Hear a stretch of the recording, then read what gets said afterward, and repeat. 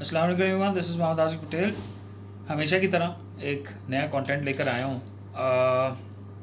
So let's revisit कि इस content का मकसद क्या होता है। ये जो भी मैं कंटेंट बना रहा होता हूँ, जो बुक्स से लर्निंग्स आपके साथ शेयर कर रहा होता हूँ, उसका मकसद क्या होता है।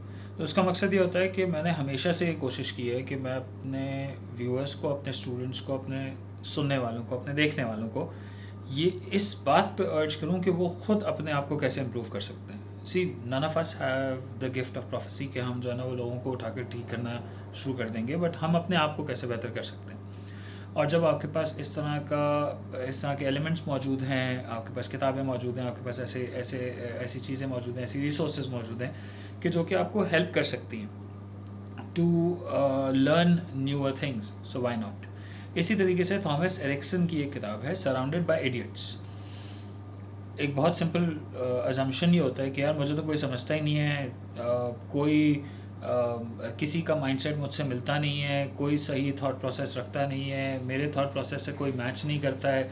हैंस बेस्ट केस सिनेरियो हमें लगता है कि यार हम कहें यार सब पागल हैं। तो सब पागल हैं, all around us are idiots. If that is our initial assumption, if that is our starting point, then surrounded by idiots is a very good book.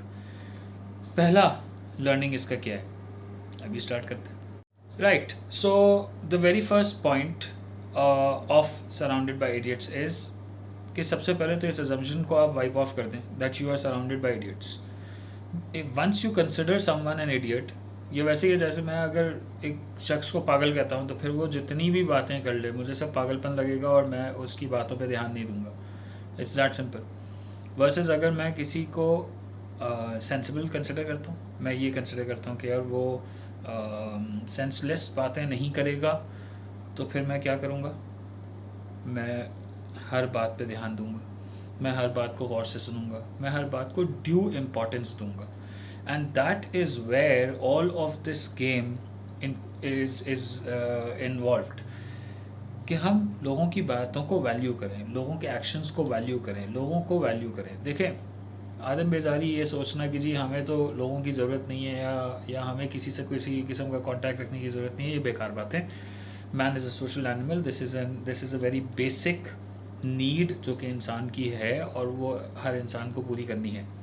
तो वो पूरी करने के प्रोसेस में we cannot assume that people around us are idiots. So the very first learning is that we are not surrounded by idiots. सबसे पहले elements क्या हैं कि people who surround us are not idiots, they are human beings just like ourselves. Now once we've decided for ourselves that we have to exist with other human beings, तो automatically फिर हम सोचते हैं कि यार ओके, फिर हमें करना क्या है। तो हमें करना क्या है, फिर we need to understand other human beings. We need to understand people around us. So there are four behavioral types that Thomas Erikson talks about. Those four behavioral types happen to be dominance. तो कुछ लोग होते हैं जो कि authoritative होते हैं, authority पसंद करते हैं, डोमिनेट करना पसंद करते हैं, लीड करना पसंद करते हैं। तो ये पहला टाइप हो गया। We need to understand that there are people जो कि डोमिनेंस ओरिएंटेड होते हैं। देन देयर आर पीपल जिसमें सेकेंड पार्ट के लिए वो वर्ड यूज़ करते हैं inducement. Inducement is like people who provoke, people who urge, people who convince, people who motivate, people who inspire, people who push others to do stuff, people who make you move. So that's the second type. पहला dominance हो गया, दूसरा inducement हो गया, तीसरा होता है submission. ये वो होते हैं जो कि जी हजूरी करते हैं, हाँ में हाँ मिलाते हैं, जैसा बड़े ने कह दिया बिल्कुल बस वैसे ही करना है, जैसा बाकी लोग डिसाइड कर लें मैं बिल्कुल वैसे ही कर लूँगा। ये सबमिसिव होते हैं। सबमिशन वाला जो टाइप है वो अगेन, ये सारे के सारे टाइप्स हमारे आसपास मौजूद हैं। We need to identify that there are people who are a certain type, and once we identify and understand people, that's when we'll be able to engage with them better. Then the fourth type, dominance हो गया, inducement हो गया, submission हो गया, the fourth type happens to be analytical people किस तरीके के होते हैं? एनालिटिकल पीपल वो होते हैं कि आप उनसे बात कर रहे होते हैं ना, तो वो उनका थॉट प्रोसेस चलना शुरू हो जाता है, और the very next word that comes out of their mouth, जो कि आप उस वक्त सुनते हैं, वो ये होता है कि लेकिन ये भी तो हो सकता है, और ऐसा भी तो हो सकता है, और एक और पॉसिबिलिटी तो हो सकती है। डू नॉट कंसिडर कि यार ये हमेशा मेरी बात को डिसंगेज हो जाता है या मेरी बात से एग्री नहीं करता। It's always best to understand where the other person is coming from, and once we understand where the other person is coming from, the overall process that we are involving in that relationship building becomes worthwhile, becomes worth experiencing, and becomes worth living. So those are the 4 behavioral types. Number 1, dominance. Number 2, inducement. Number 3, submission. And number 4, analytical. अच्छा जी, the third understanding, the third learning from this book is that when मैं communications पढ़ा रहा होता हूँ, तो I tell my students कि the most important element in communication, now मेरे अगर कोई student सुन रहा होगा ना, वो ठक करके जवाब देगा, purpose. The second most important element in communication is receiver. We need to understand, we as communicators need to understand that the people whom we are communicating with, they are the ones who understand a certain message based on their own learning. So a listener tends to filter the message based on what he or she has experienced himself, या उसकी अपनी जो learning है, उसकी अपनी जो assumption है, उसका अपना जो perception है, वो उसके बेसिस के ऊपर जो है वो चीज़ों को फिल्टर करता है. And it's rarely, very rarely, it's exactly the same, or it is interpreted in the same manner that you wanted to be interpreted in. For instance, मैं ये चाहता हूँ कि मैं जो बात कह रहा हूँ उसका एक certain meaning लिया जाए, versus the other person will understand it from his own perspective, और वो उसको उसी तरीके से इंटरप्रेट करेगा जिस तरीके से उसको समझ में आ रहा है, not necessarily कि जिस तरीके से आप चाह रहे थे. तो hence you always provide that buffer. जब मैं communicate कर रहा हूँ ना, तो मैं उसके अंदर वो distortion या noise का buffer छोड़ूंगा कि जिसमें when I'm mentally prepared that I might have to redo what I've already done, quite a possibility क्या, बल्कि for sure मुझे फिर वो बुरा नहीं लगेगा उसको उस बात को re-explain करते हुए. So that's number 3, that people tend to filter the message based on their own perception, and it is rarely the same as what you wanted to communicate. Again, जो चौथा है वो भी मेरे students को मैं समझा चुका हूँ, multiple times समझाया है. You always communicate in terms of your listener. जब मैंने कहा ना, सबसे important element in communication is purpose, the second most important element in communication is the receiver.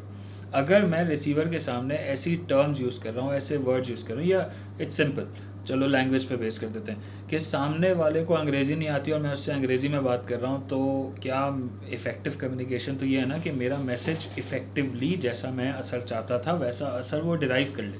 लेकिन वो वैसा असर डिराइव ही नहीं करेगा. क्यों नहीं करेगा भाई? उनकी जाहिर सी बात है, अगले को मेरी ज़बान ही समझ में नहीं आएगी, और जब उसको मेरी ज़बान समझ में नहीं आएगी तो I need to ensure that I use such terms, such language structures, such examples that are easier for my listener to understand.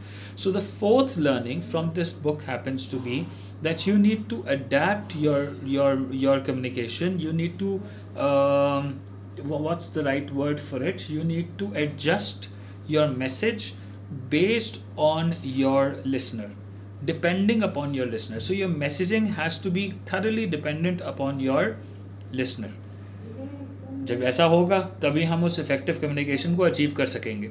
And उसके लिए वापस से वही वाली बात है, हम पहले अंडरस्टैंड करेंगे कि अगले के बिहेवियरल पैटर्न्स क्या हैं, अगले का किस तरह का टाइप है, और फिर मैं उसके हिसाब से उससे कम्युनिकेट करूँगा.